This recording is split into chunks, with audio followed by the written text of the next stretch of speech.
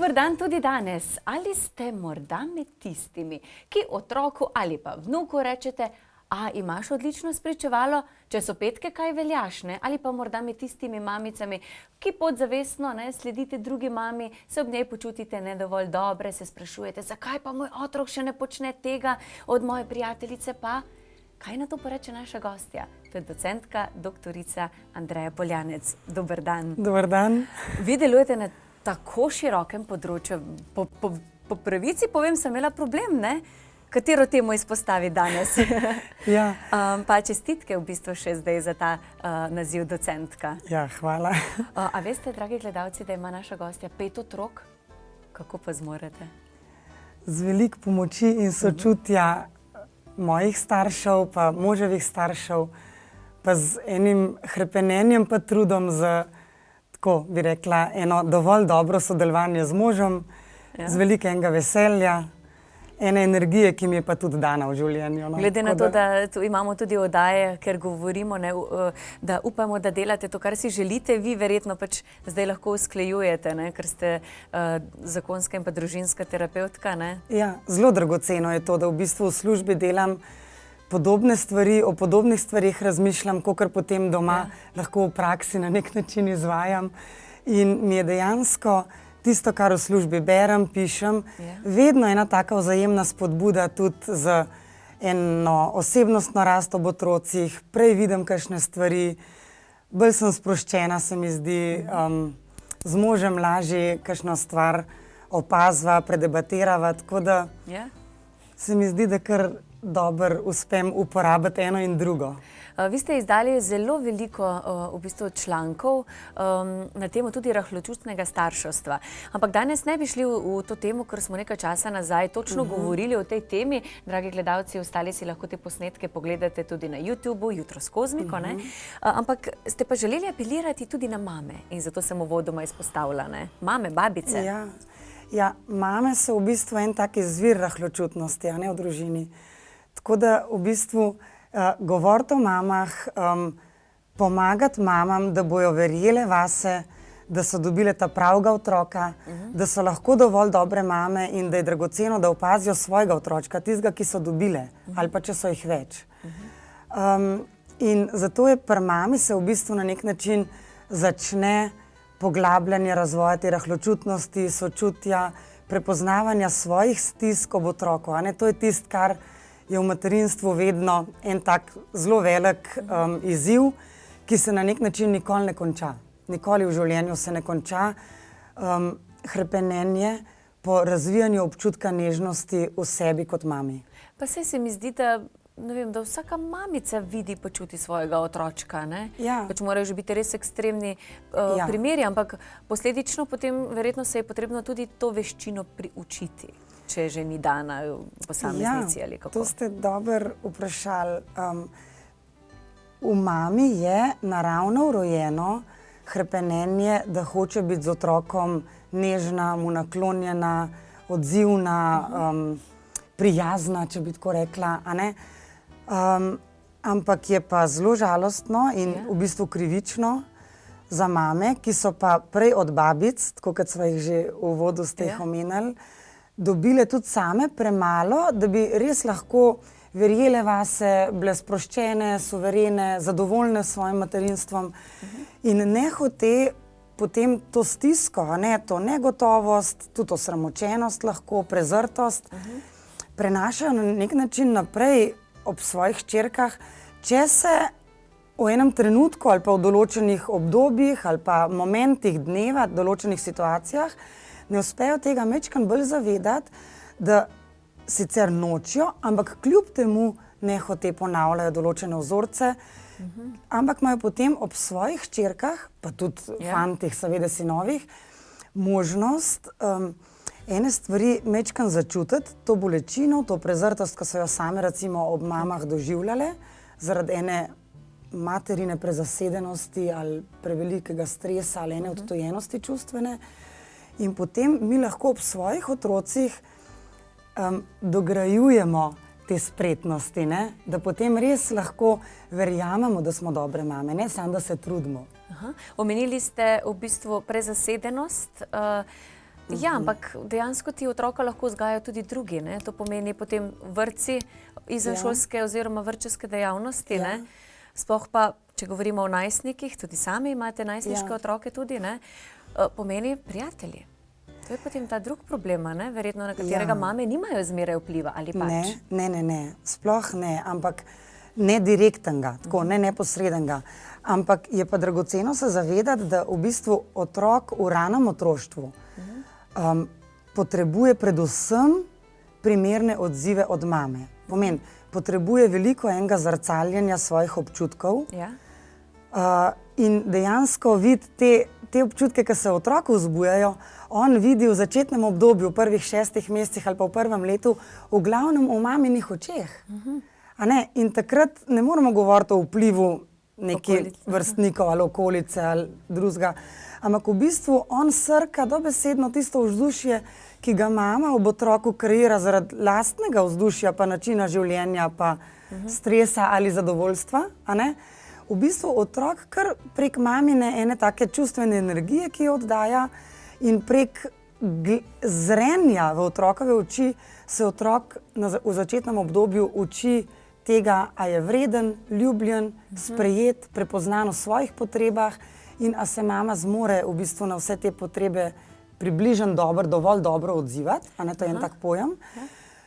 In v bistvu v tem obdobju, pa tam do 3. leta, do začetka šolanja, ima ta starša, posebej še mama, tudi oče, izredno močen vpliv na izgrajevanje te otrokove notranjosti. Ampak, ja, se vsak starš misli, da dobro dela. Ko ste rekli, ne, če se takoj navežem na vaše besede, se ona misli, da dobro dela, potem pa otrok čez čas čuti to, kar zdaj, ne, pravite, da nisem dovolj vreden dober. Se mama ne ve. Ja, mama ne ve, to je res. In za tiste stvari na nek način težko rečemo, da je kriva ali odgovorna. Ja, točno, Sam je pa tako, da v bistvu, če se uspeš zavedati na eni točki življenja ali znotraj ene stiske, ali da otrok začne nekako se ali preveč zapirati vase ali v sobo, ali pa po drugi strani preveč nemiren postajati, ne? Imaš vedno kot starš možnost opaziti ene te spremembe pri otroku, ali pa da si dovoliš začutiti eno svojo stisko, da si mogoče nekaj ali grobo rekel in je otrok se kar ustrašil ali pa te čuden pogledal ali pa se obrnil stran. V bistvu ti starševstvo vedno daje možnost razvoja ene globje senzitivnosti. Je pa res tako, da če si ti res prezaseden in tudi sam v veliki stiski, ali ob možu tudi, ali v službi, ali čist sam s sabo, da dejansko v bistvu otroka spregledaš.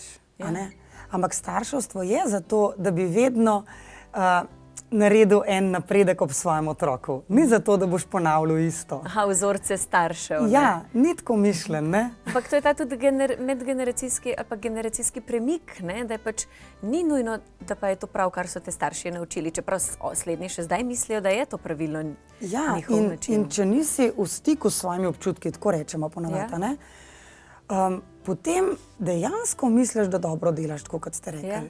V resnici pa mogoče delaš otroku škodo ali pa krivico, isto, kot so jo starši tebi delali. Ampak če si ne dovoliš začutiti te krivice ali pa te bolečine ali pa pomanjkanja ene nežnosti v svojem materinstvu,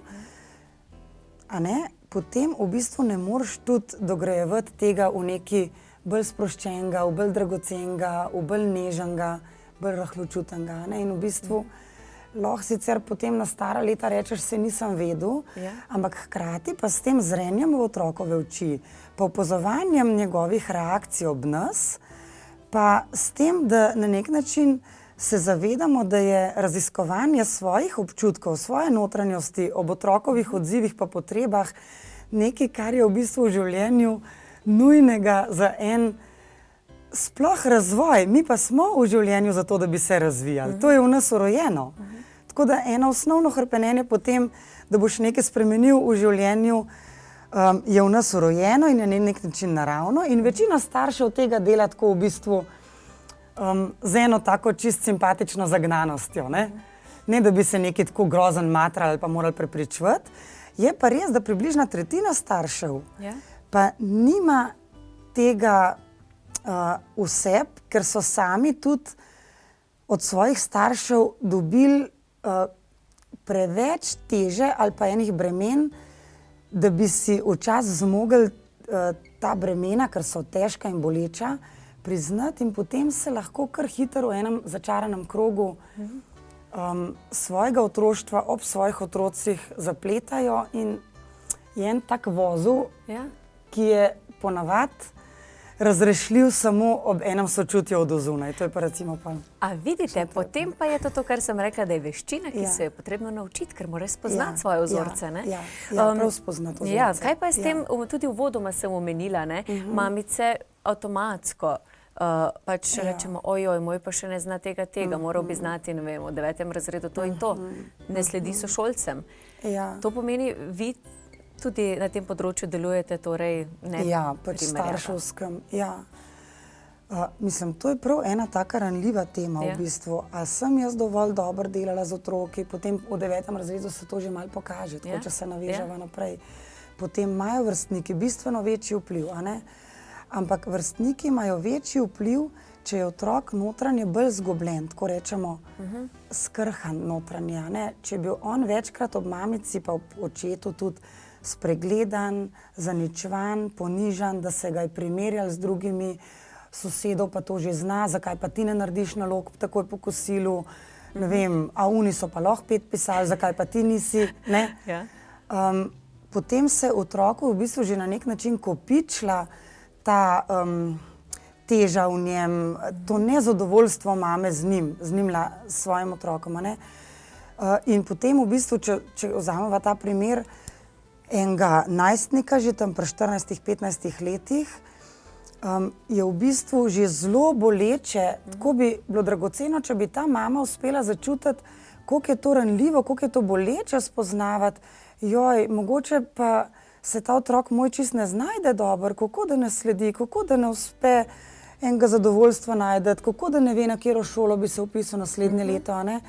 In je to, na primer, že en moment, kjer v bistvu ta mamica lahko majčkeno začne spraševati tudi sebe, zakaj pa moj otrok toliko negotov, zakaj pa on ne uspe slediti enim svojim ciljem, kje sem v bistvu tudi jaz mogoče toliko negotova ali pa tudi jaz ne znam ene iniciative svoje razvijati ali pa jo niti prepoznati, a ne, ampak sledim tistmu, kar družba terja, kar druge mame vidim, da naredijo, kar, ne vem, se mi zdi, da če pa drugi, moram pa jaz.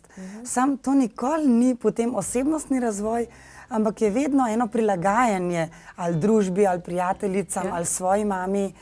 V bistvu je pa nujno v starševstvu in za otroka prepoznavati svoje potrebe, svoje želje, svoje hrepenenja, svoje talente, če gre recimo na šolo, a ne? In na tak način bo tudi v bistvu otrok pol ob nas imel možnost, da bomo mi prepoznavali njegove talente, njegove veščine, kaj ga veseli, kaj ga zanima, kaj ga potegne, kjer je res tak predan in pomagati tam razvijati te stvari, a ne? Ampak tukaj niso tudi samo mame, ne? Preden so se pripravljali na oddajo, so izpostavili tudi torej več generacij, tukaj so tudi potem babice, ki nas seveda gledajo, ne? In zato je bil tudi uvodoma namensko narejen. A imaš petke? Če nimaš, ne boš dobil tega in tega. Imaš odlično spričevalo. Kaj s tem povzročijo in s takšnimi vprašanji torej otroku? Tisto, kar jaz najhitreje začutim ob takih vprašanjih in vedno, če imaš eno ranljivost vseb razvito, to začutiš, je, da v bistvu s takimi vprašanji prej sprožiš občutke krivde, nevrednosti, osramočenosti, a ne, kakor da bi spodbudil otroka. Tisto, kar pa otrok sliši in iz česar se bo pa lahko učil, je pa, da mu mi rečemo spodbudne besede. Prid sem, odpriva zvezek, kaj ste danes delali, potrudva se, da boš tole snov razumel, pa se boš pol dobro počutil, boš lahko ponosen nase. A ne, kar pomeni v bistvu, da jamrati potem, ko ni petk, je na nek način za otroka strupeno, če bi tako rekla. A ne?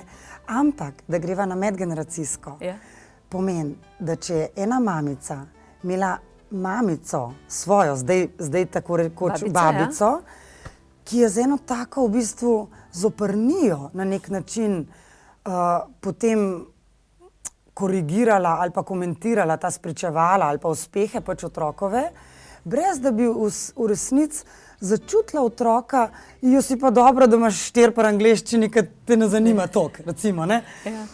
Namesto da bi spodbudo najdla ali pa, joj, tole je pa dobro, če se malo skupaj usedeva, pa se skupaj pomatrava, da boš tudi tukaj nekaj pridobila, a ne pa nekaj znala, potem je prepozen ponižvati pa sramotiti za nazaj. In tega se z otroki ne dela. Pomeni, ta mamica ob tej babici, ko je odraščala sama kot hčerka, bo imela zdaj ob svojih otrocih možnost se teh težkih, bolečih, a ne, stavkov na nek način zavedati in reči, jaz pa nočem, da bojo moje otroke tako zabijali ali pa da jih bom jaz tako zabijala, a ne? In bom ali svoje otroke zaščitila ali pa se preventivno prej z njimi ukvarjala, da bojo lahko uspešni in da jim bo dobro v življenju šlo. A ne? Tako da Ampak potem pa, ne, če ste omenili potem tukaj, mogoče lahko torej otroku govoriš, ker se naučiš, ne, kako pač ne bi smel. Drugo pa je potem soočenje, ko si brez njega, mogoče, če omenim mogoče stare starše, ko pa ga spet, ko ste omenili spet, da sem si zapisala pritisk okolice, ne, pa nekdo drug reče, a ni bil odličen, zakaj pa je ponavljal razred, ne, kaj pa je z njim narobe, ne, in potem je spet pritisk okolice nate, ne na otroka.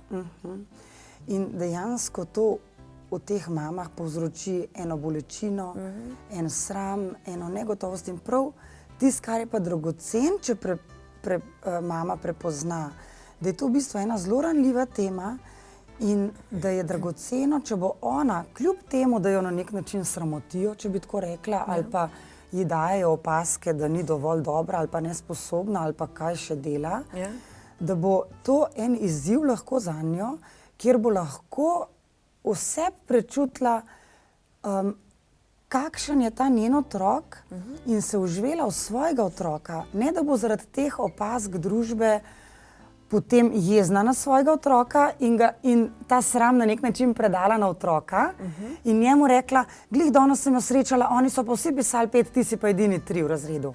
Ampak da bo ona se skušala vse toliko umiriti, da bo dejansko začutila, kaj moj otrok zmore, kaj njega veseli in kako bom jaz s tem svojim otročkom delala, da bom jaz lahko zadovoljna s svojim otrokom, a ne? Si dovolj začutiti, da ti si tega otroka dobil in da si ga zato dobil, da boš ti zadovoljen v življenju. To sem vas pa vprašala prav primer moje pač kolegice, ne, ki je otrok ponavljal razrede, je rekla, da so imeli katastrofo in z možem doma in z babicem seveda, ne. Potem se je odločila, da ga pripiše na drugo šolo in spet, pač otrok je potem bil čisto drugačen, čelo dobro izdeloval se tudi na drugih področjih znašel, ampak je rekla, večji pritisk, kot sva ga midva z otrokom imela, je bil na okolici. Ja, okolica si velikokrat zelo preveč dovolj. In tako je že od nekdaj v zgodovini. Množica se zelo pogosto obrne proti posamezniku. Če hoče posameznik nekaj spremeniti, sploh če je to znotraj enega širšega družinskega sistema ali pa ene okolice, ki te pozna, je velikokrat nekaj tazga, kar ti čutiš, da bi moral spremeniti in imaš eno vero, da je en problem, ki ga boš razrešil samo tako, če boš nekaj res obrnil na glavo, kar se je v tem primeru zgodilo. Pomeni, da moraš ti biti vseb toliko suveren in toliko na nek način v stiku s svojimi občutki in v stiku z otrokom, da on enostavno tam šole ne more izdelovati na tak način, kakor bi bilo v bistvu nujno, in da si drzneš ta strah pa to negotovost, ki jo okolica v bistvu zelo močno spodbuja, vzeti resno, ga pri sebi na nek način umiriti in kljub temu pritisku delovati tako, kot ti čutiš, da je v tistem trenutku za vašo družino najboljši. In to ni enostavno. Ja, res ni enostavno, ampak se je tako različni primeri. Sam bi še dodala, da vedno rabiš oporo enega sočutnega odnosa. Pol pa ali je to partner, ali je pač mož, ali je to mogoče vse ena mama tvoja, ali je terapevt, ali mogoče ena svetovalna delavka v šoli. Nikoli v toliko stresnih situacijah prav ne smeš biti sam, tako bi rekla. Ker ste omenili, ne, to sočutno starševstvo, ne, Ja. moraš biti sočuten. Po tisti oddaji, ki smo jo imeli, torej o sočutnem starševstvu, si lahko pogledate na YouTubu, me kliče prijatelj pa reče, veš, moja mama, govorili smo torej o tem, da orjete ledino, ne, je pa Ja. že bila včasih takšna. In ker sem padel, sem pač torej ponavljal razred, mi je mama, zdaj pa stara se mi zdi, da 53, ne, mi je že takrat rekla, očitno nisi dovolj zrel in moraš še pač enkrat ponoviti snov, se boš pa še enkrat učil. Kaj bi vi rekli v tem primeru? Jaz v tem ne čutim veliko sočutja. Zato pa vprašam, pač, kako bi vi odreagirali na to in na to izjavo. Jaz tukaj zelo močno, tisto, kar najprej lahko takoj močno začutim, je v bistvu, da je ta otrok, ta vaš prijatelj, bi zelo sam sebi prepuščen. Ne vem. To bi jaz iz tega enega močnega odziva najprej pomislila, da gre v bistvu za enega otroka, ki se je moral v življenju ob mami zelo sam znajdeti. Če preberem malo med vrsticami, bi si drznila reči, da ta mama groba ni bila, a ne? Ampak da je pa v bistvu se premalo ukvarjala z otroki. Otroci potrebujejo ne samo, da starši niso grobi, ampak potrebujejo tudi kvalitetno vodenje, da se ti v bistvu z otrokom ukvarjaš, da slediš, kako mu gre v šolo. Niso, realno pogledano, včasih se ni, kakor kdo, ja seveda, ne? Ja, kakor kdo. Ampak včasih so tudi delali tudi tako kot zdaj, 3 smene, 2, ne, in so prihajali popoldne domov. So rekli, nikoli se nismo ubadali toliko z otroki, kot se zdaj, ne? To je res, deloma je to res. Ampak vedno v vseh generacijah so starši, ki so otrokove stiske pa otrokovo posebnost razvoja, ki pač je v otroštvu res posebna, pač drugačna kot v odraslosti, se zavedali, da jih otrok potrebuje, da rab njihovo pomoč, da rab njihovo podporo, da rab spodbudo in hvala Bogu, bom tako rekla, so vedno v vseh generacijah, ne glede na to, koliko zahtevne so bile, ali je bila vojna, ali ni bila, ali je bilo, ne vem, stiska za preživetje, se vedno najdel starši, ki so verjeli v otroke na ta način, da so jim bili tudi v čustveno in fizično pomoč. A ne? In v bistvu na teh družinah mi majčkeno gradimo tudi temelje za naprej. In teh družin, ki delajo, tako bi rekla, dovolj dobro, dovolj sproščeno z otroki, je vsem vedno približno 70%. A ne? Tako, da se v bistvu na nek način otroci, tudi če so jih kdaj dobili poriti, kar je bila v bistvu ena taka, čist bi rekla, nažalost, klasičen način vzgajanja otrok, so se v bistvu, če to ni bilo prepogosto ali pa če sicer ni bilo preveč rigidno in strašljivo, te otroci na nek način ob starših počutili dovolj dobro, da so se lahko polno razvijali. Še vseeno, ne? Ja, še vseeno. Glede na to, da ste napisali tudi knjigo, da mi javljajo, da imava še 2 minutke do konca, hitro je šlo, bi mogoče želeli še kaj izpostaviti, torej šli sva medgeneracijsko, kar ste želeli izpostaviti, potem problem mam, ta perfekcionizem.